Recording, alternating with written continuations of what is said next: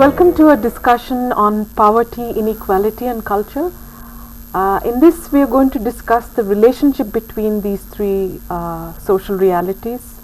Inequality, as you know, is pretty much available in almost all societies, human societies, and it is directly related to poverty. I mean, all hierarchical arrangements are not just arrangements in terms of just differences, but they're also arrangements which are predominantly oriented towards dominating a set of people.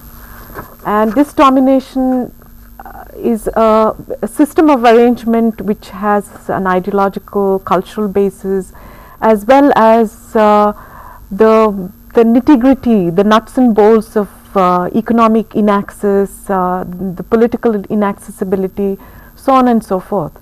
And poverty is that very peculiar situation which is a direct outcome of an iniquitous society where a group of people or an individual is not able to sustain himself or herself even at the basic level.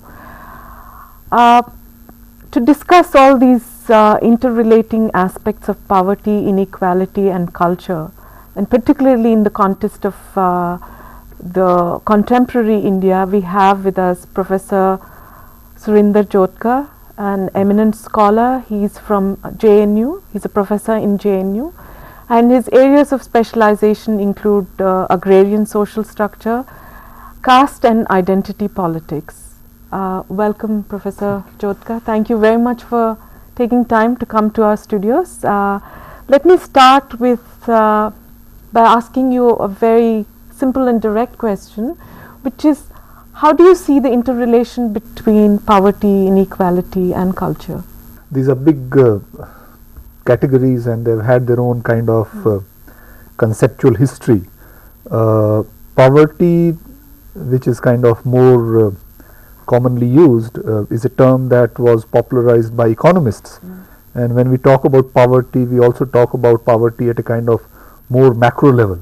Poverty is not something which is only an individual factor. Poverty is a kind of feature of a particular country. For example, India is a country with lots of people who are below the poverty line. So poverty is defined in terms of, I mean, there are two different categories. One is called the relative poverty and the other is called the absolute poverty, as economists kind of try to work on poverty. It's the absolute poverty. Absolute poverty is that when you are below a minimum level of income and food intake, that is when you are absolutely poor. If you cannot earn $1 a day, or you cannot get even 21 or 2400 calories from the food that you eat in a day, then you are considered as being absolutely poor.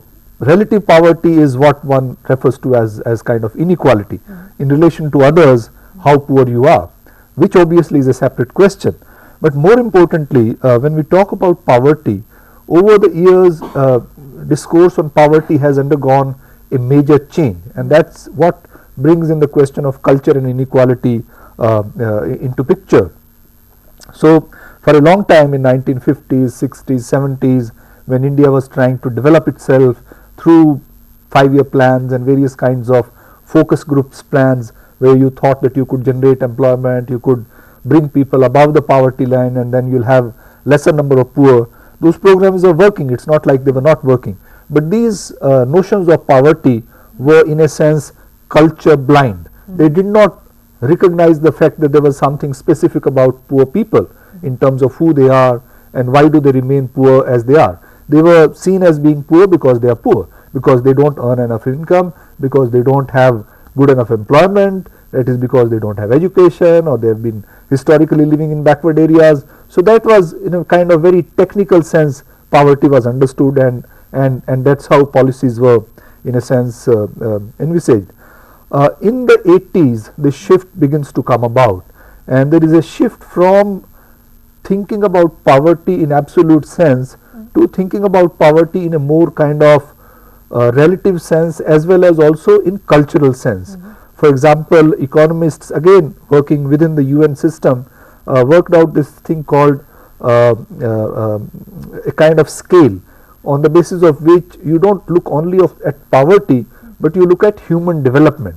how much capabilities of human beings are being realized, whether they have access to health, whether they have access to education, whether they have access to sanitation, do they live in an environment which is livable. So all these things brought in the question of human development.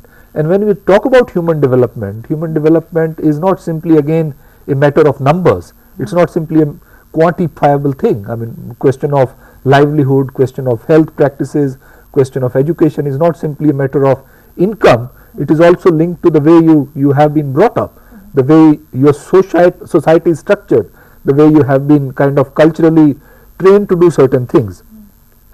So that's when people started looking at this connection between culture and inequality and its relationship with poverty.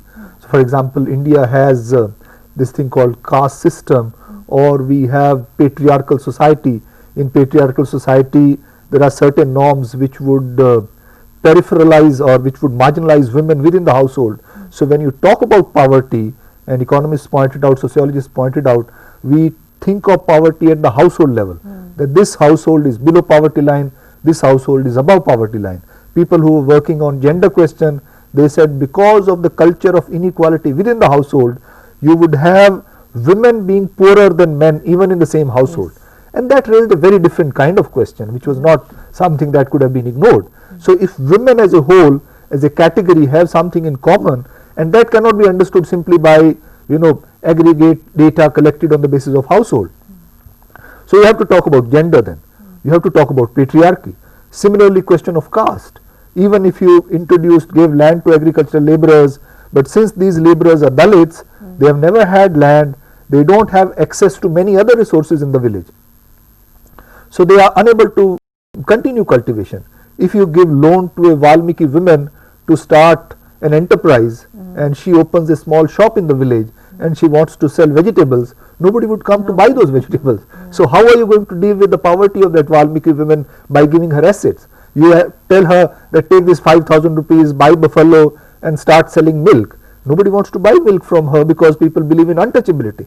So these cultural factors become very critical, and these were not simply questions that were relevant in Indian context. At the global level also, people started talking about cultural factors, that the certain communities are historically privileged communities. So they would not have problems of poverty because they have been historically privileged. Even if there is one family, two family who kind of fall down, they would have their own social networks, they will have their own cultural resources, and somehow or the other they would recover much more easily. But if a Dalit has to kind of come into a secular occupation, it's much more difficult. So when we talk about inequalities, inequalities are, though economists talk in terms of economic variables, that income inequalities are the primary inequalities, but inequalities are essentially cultural, right? Unless you treat the other person unequal, it is not inequality. You could be unequal economically, but you could still be equal. That is the idea of citizenship. That's how the whole notion of citizenship was institutionalized in the West, that in the public sphere we are all equal. Even though economically you could be a millionaire, I could be a kind of working class person, but when we meet in the street we are equal. Our children would go to the same school. Our children would have similar kind of access to health. They would also have to struggle for their own career. So there was a culture of equality which came to be institutionalized in West European societies with the introduction of the idea of citizenship and the expansion of the idea of citizenship. Now this is something which has not happened in countries like India, and we have inherited structures like caste system where inequality is kind of built into a system, right? It's kind of so deep that we cannot accept equality. So institutions, the way modern institutions came up in India, they also tended to reproduce the kind of inequalities you had in the pre kind of modern society. For example, the kind of schooling we have in India today, or the kind of health services we have in India today. So you have schools where you spend 20,000 rupees per month on a child, and you have school where you can manage with 20 rupees per month on a child. So but that reproduces inequalities. The quality of education obviously significantly varies, and people who come from those schools where you have to pay 20 rupees, they end up in working class occupations. So there is a culture of inequality that the countries like India have. So that's where inequality becomes very, very crucial, and inequality understood in cultural sense. That's why categories like social exclusion, categories like discrimination have become part of the mainstream discourse on development today. Well, in that context, would you then say that because of this inherited, ideology of inequality, are we going to be endemically, iniquitous society? Yeah. See, India is going through a process of transition, and I think that's why independence of India from the colonial rule, not the act of independence, but the introduction of new constitution was a revolutionary shift, right?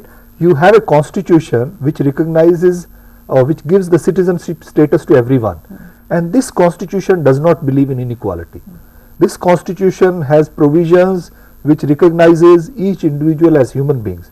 We have the right to vote, which was never there earlier anyway, and when you go to vote, you go as a human being.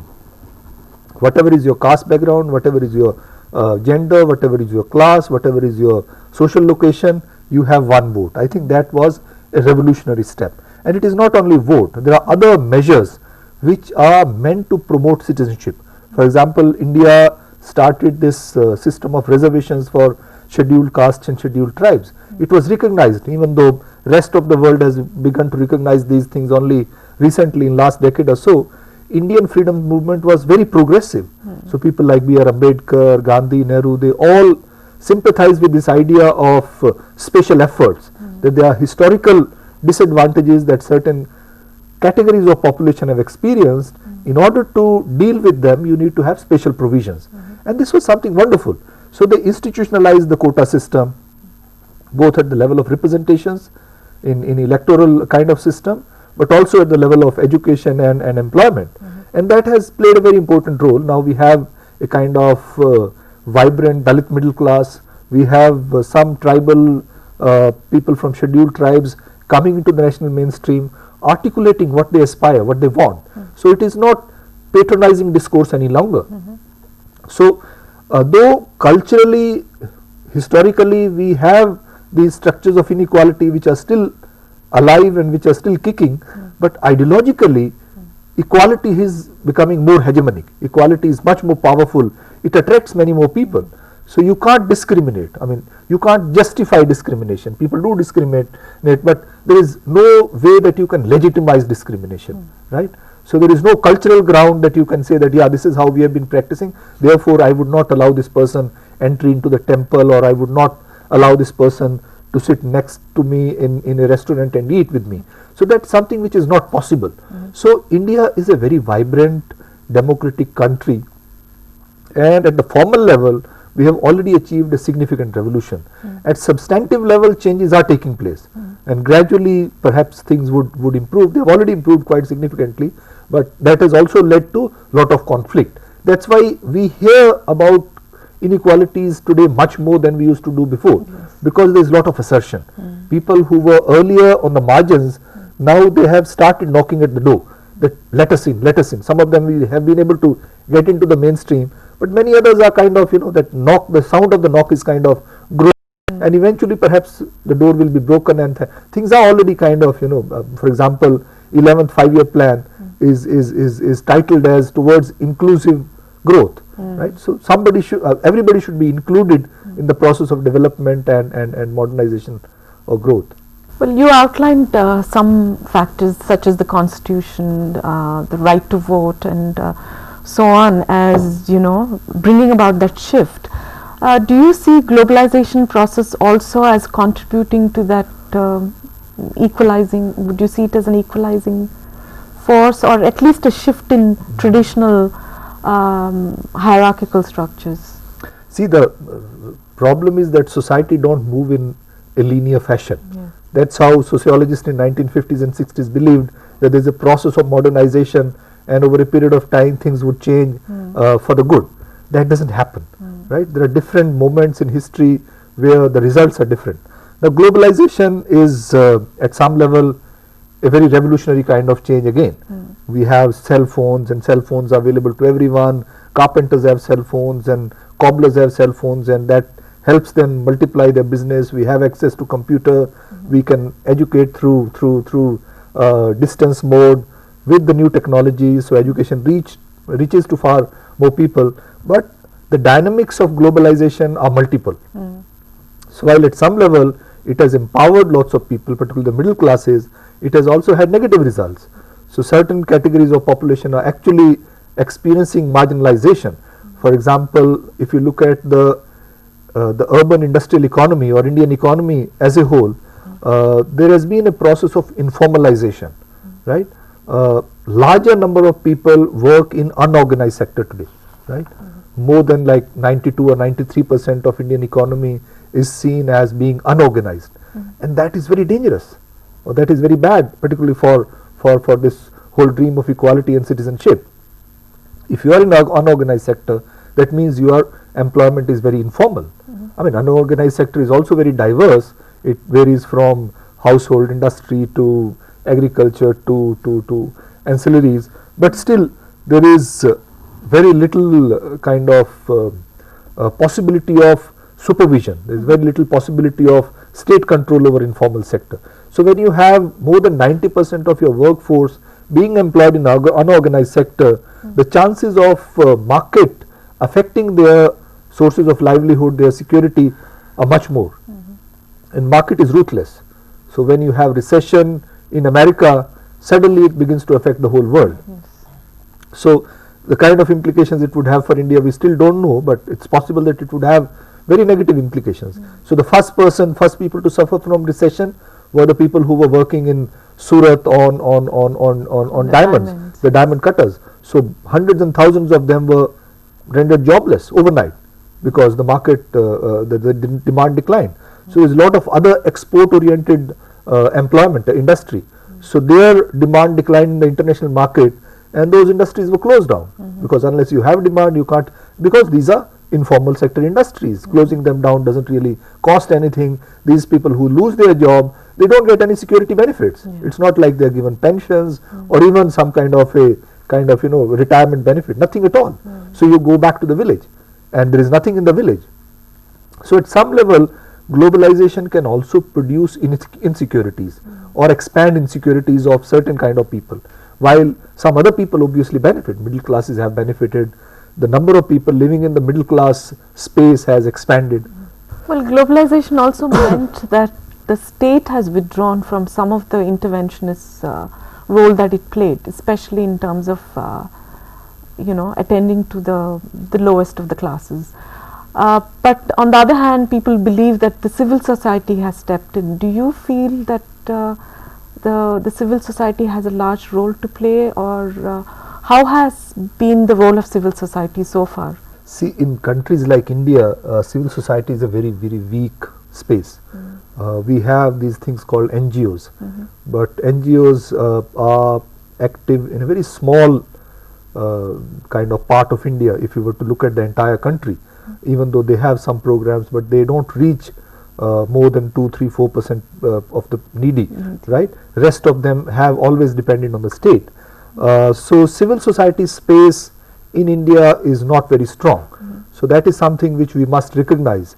And I think there has also been rethinking on the question of state being weaker now. It was thought in the early phase of globalization that states should withdraw, and it did withdraw from direct involvement with economy in terms of public sector employment and stuff like that. But otherwise, state has actually become again proactive. Now state is involved much more with education, and state wants to be involved much more with health issues. So there are certain areas which mean question of security to people. For example, we have in last 5 years programs like NREGA introduced, right to information. Now you have Social Security Act coming. So all these things also enhance the role of state in a totally different manner. So I think the Indian state is rediscovering itself, and without state, society cannot go on like this, because poverty's inequality would create unrest in society. It is not simply a question of nutrition, it's not simply a question of inequality, it's also a social problem. right? If you have inequalities, that would lead to social unrest. If some people are becoming very rich, others have nothing, those who have nothing, they also have aspirations, because everybody is exposed to media, everybody has aspirations for consumption, everybody wants their children to go to good schools. If they are not able to, they'll begin to mobilize. So the state has to play a mediating role, and I think state recognizes this thing, and that has kind of happened. As far as civil society is concerned, one would hope it would do a lot, but I don't think in India it is capable of doing much. Finally, I would like to seek from you some kind of an overview on some of the response of the Indian sociologists to issues on poverty, inequality, and in the context of the society. Yeah. Unfortunately, Indian sociology has evolved out of Indian social anthropology, and somehow we thought that we were we should be more interested in the study of traditional society, Yes. or pre-modern society, rural India, right? So that has its hangover. So we have never been proactive in the sense that we have not been looking at society in terms of suggesting interventions, right? What could be the development effect of certain kind of research? Over the last, I think, a decade or so, sociologists have become more proactive. We do have, for example, course on social stratification, where most of the time we were talking about caste. But today I think people are also talking about things like social exclusion. Similarly, women's studies have played a very important role in identifying the kind of issues that are gender specific.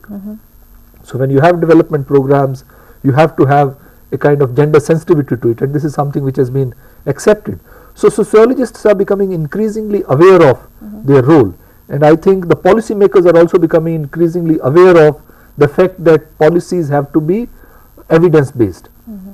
And there was a kind of nearly 30-40 years, everything related to policy was done by economists, not any longer, because social conflict, there is a lot of conflict around questions of caste, there is family violence, there is regional conflict. These are not things that you can understand through data.